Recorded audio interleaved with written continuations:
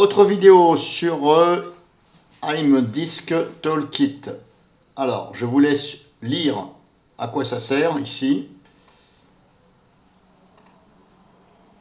Est-ce que je peux avoir plus d'informations? Est-ce que je peux avoir plus d'informations? Je disais. Alors, c'est open source déjà, hein. Langage anglais. Mais je crois qu'il y a d'autres langages dedans, il me semble, hein, je ne suis pas sûr. Donc c'est open source, donc c'est totalement gratuit normalement. Alors, official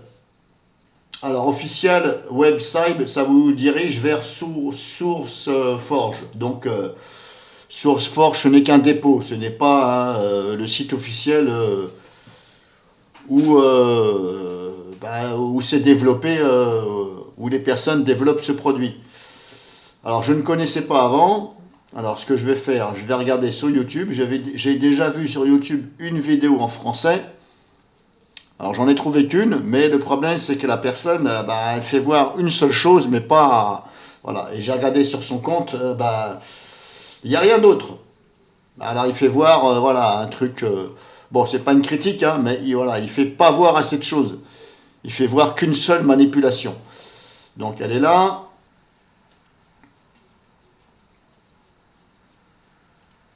Alors, le volume.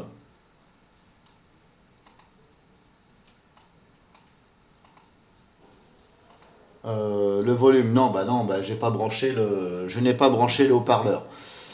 Bon, bref, c'est pas grave, on va mettre ça. Alors, grosso modo, lui, il fait voir comment. Lui, il a 16 gigabits de mémoire RAM au niveau des barrettes RAM. Il a 16 gigabits, donc largement de place. Alors, lui, ce qu'il va faire, c'est qu'il va créer une partition. Il va créer une partition. Et oui, il va créer donc une partition sur cette mémoire RAM, sur les barrettes de mémoire, et non pas sur le SSD.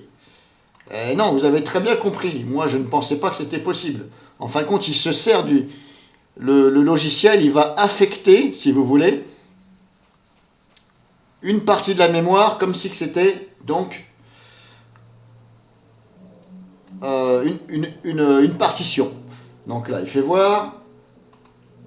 Donc là, il va créer. Donc là, il met en gigabits. Là, il va dire, je veux 10 gigabits. Alors, il a 16 gigabits. Hein.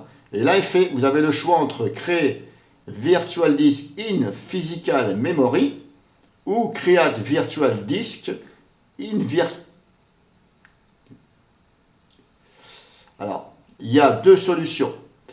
Create Virtual Disk in Virtual Memory ou Create Virtual Disk in Physical Memory.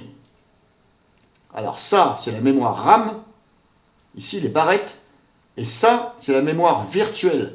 Et la mémoire virtuelle, elle est sur le SSD. C'est une partie que Windows il crée, ou suivant si vous l'avez affecté, mais ça va écrire sur le SSD. Donc ça veut dire écriture. Tandis que là, on peut sélectionner les barrettes mémoire. Donc là, les barrettes mémoire, vous pouvez écrire et lire tant que vous voulez, ça ne risque rien. Et pour qu'elle soit morte, il faudra faudra l'enlever du PC et puis la déchirer avec vos mains. Mais sinon, c'est du costaud. Dans le temps, je ne sais même pas si c'est limité dans le temps, on va dire non. Donc le mieux, c'est quand même de créer ça sur les barrettes mémoire.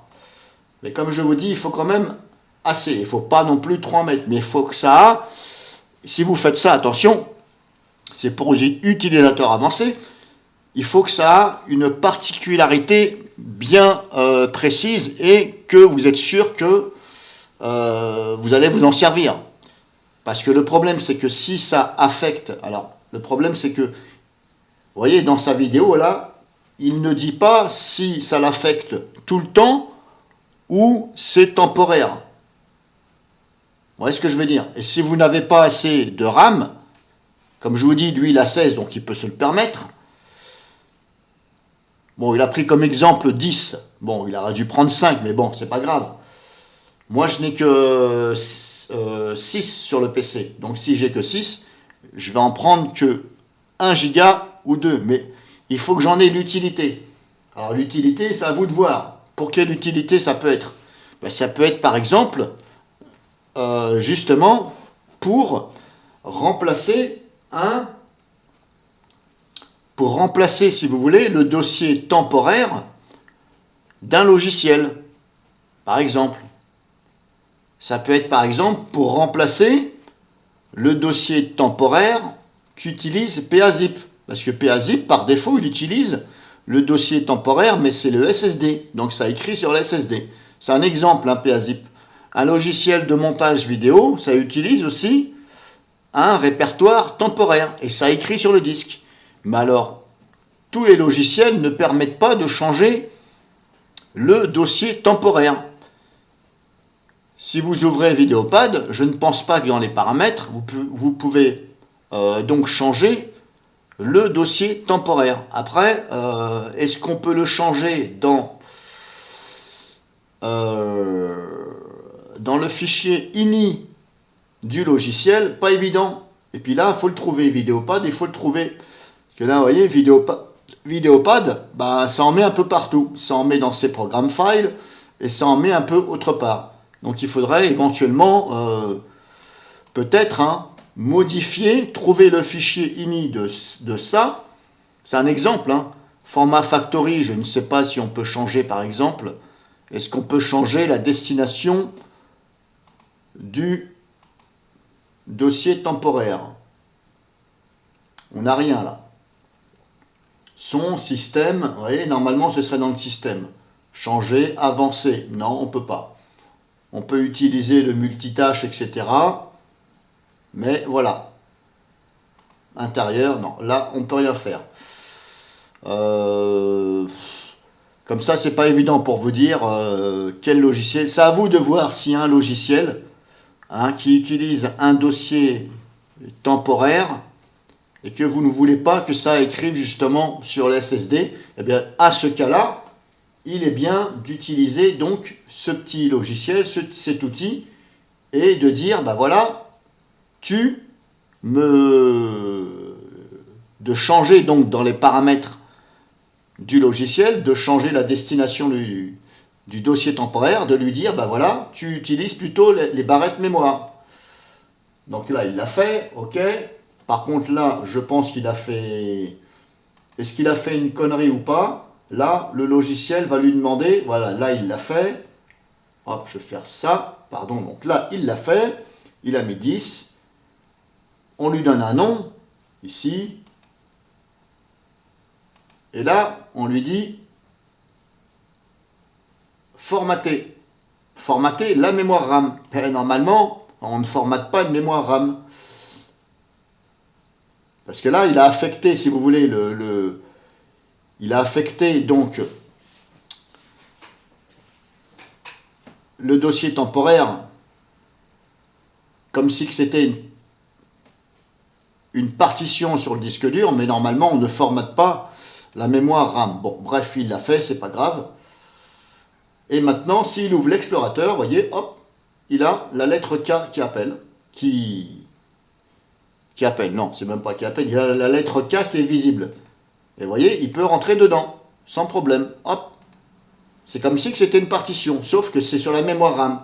Alors ça, c'est pas mal. Maintenant, est-ce que ça le fait tout le temps? Ah, il y a d'autres vidéos. Donc je vais échapper. Il y a d'autres vidéos, bien entendu. Et les autres, elles sont en anglais, elles sont un peu plus... Et puis il y en a, elles expliquent mal. Alors là, c'est bien expliqué, si vous voulez. Mais après, il faut vous reporter exactement ici à quoi ça sert.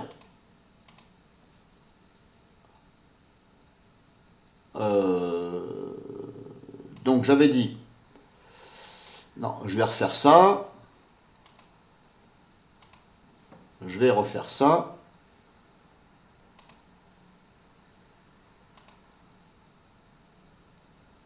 Alors, qu'est-ce que tu fais?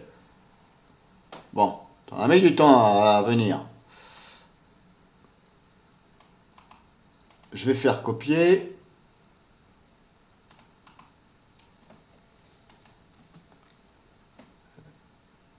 Et là, je vais essayer d'en savoir un peu plus. Alors, pareil là, bon, sur SourceForge, je n'accepte pas. On va essayer de traduire. Qu'est-ce qu'ils disent? Est-ce qu'on peut avoir un peu plus d'informations? Parce que les informations données, c'est un peu... bon, tu me traduis ou pas? Voilà, c'est marqué. Cet outil vous permet de monter des fichiers images de disque dur.